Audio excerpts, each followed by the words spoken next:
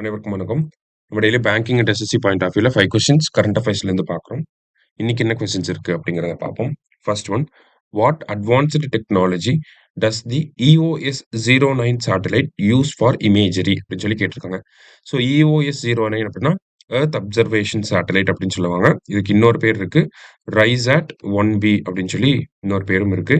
So இதை தான் நம்ம நெக்ஸ்ட் லான்ச், இஸ்ரோவோட நெக்ஸ்ட் லான்ச்சா இதுதான் இருக்க போகுது. சரிங்களா? ஸோ இது வரைக்கும் பார்த்தீங்கன்னா PSLV C60 வரைக்கும் நம்ம அனுப்பியிருக்கோம். C60 தான் நமக்கு ஸ்பேடெக்ஸ் மிஷன். ஓகேவா? ஸ்பேடெக்ஸ் மிஷனாக இருந்துச்சு. December 30, 2024 அனுப்பியிருப்போம். ஸோ PSLV C61 அப்படிங்கிறது இந்த RISAT-1Bயோட லான்ச்சாக தான் இருக்க போகுது. சரிங்களா? அதே மாதிரி நெக்ஸ்ட் மந்த்ல பார்த்தீங்க அப்படின்னா நமக்கு நிசாரோட லான்ச்சும் இருக்க போகுது. GSLV Mark 2ல இருந்து. சரியா? ரைட். ஸோ இந்த கொஸ்டினுக்கு என்ன ஆன்சர், என்ன டெக்னாலஜி யூஸ் பண்ண போகுது அப்படின்னு பார்த்தீங்கன்னா சிந்தட்டிக் அப்பர்ச்சர் ரேடார் அப்படிங்கிற இந்த டெக்னாலஜியை யூஸ் பண்ண போகுது. சரியா? அடுத்தது, சூஸ் த கரெக்ட் ஸ்டேட்மெண்ட்ஸ். இது எல்லாமே இந்தியாவோட air defence system, anti missile system அப்படின்னு சொல்லலாம். ஸோ இதுக்கு ஒவ்வொரு சிஸ்டமும் எங்க இருந்து ப்ரொக்யூர் பண்ணியிருக்கோம் அப்படிங்கறத கேட்டிருக்காங்க. ஸோ S-400 அப்படிங்கிறது ரஷ்யா கிட்ட இருந்து வாங்கியிருக்கோம். இதற்கு பேர் பார்த்தீங்க அப்படின்னா சுதர்ஷன சக்ரா அப்படின்னு சொல்லி பேர் வச்சிருக்காங்க. ஓகேவா? சுதர்ஷன சக்ரா அப்படின்னு சொல்லி பேர் வச்சிருக்காங்க. அடுத்தது, ஆகாஷ் அப்படிங்கிற இந்த டிஃபென்ஸ் சிஸ்டம் இந்தியாவில் DRDO-னால உருவாக்கப்பட்டுச்சு. ஸோ இந்தியா அப்படிங்கிறது கரெக்ட். இங்கே ரஷ்யா கிட்ட இருந்து வாங்கியிருப்போம் S-400, அதுவும் கரெக்ட் தான். ஸ்பைடர், பராக் அப்படிங்கிற இந்த 2 டிஃபென்ஸ் சிஸ்டமுமே நம்ம இஸ்ரேல் கிட்ட இருந்து வாங்கியிருப்போம். ஸோ இதுவுமே கரெக்ட் தான். ஆல் ஆர் கரெக்ட் அப்படிங்கிறது கரெக்ட் ஆன்சர். அடுத்தது, who has been appointed as the 33rd chairperson of UPSC அப்படின்னு சொல்லி கேட்டிருக்காங்க. ஸோ யூபிஎஸ்சியை வந்து வாட்ச்டாக் ஆஃப் மெரிட் சிஸ்டம் அப்படின்னு சொல்லுவாங்க. சரியா?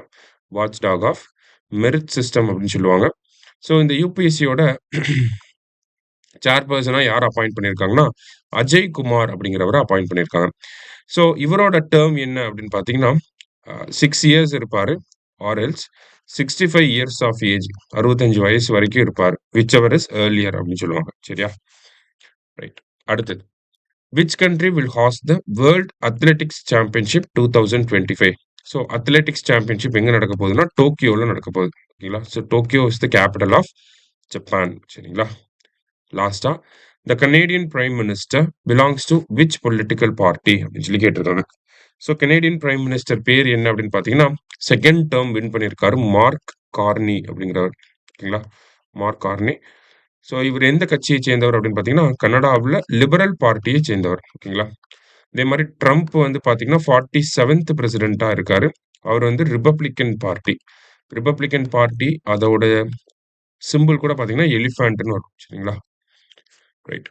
ஸோ இன்னைக்கு 5 கொஸ்டின்ஸ் பார்த்துருக்கோம். தேங்க்யூ. சுரேஷ் IAS அகாடமி, வெற்றியின் முகவரி.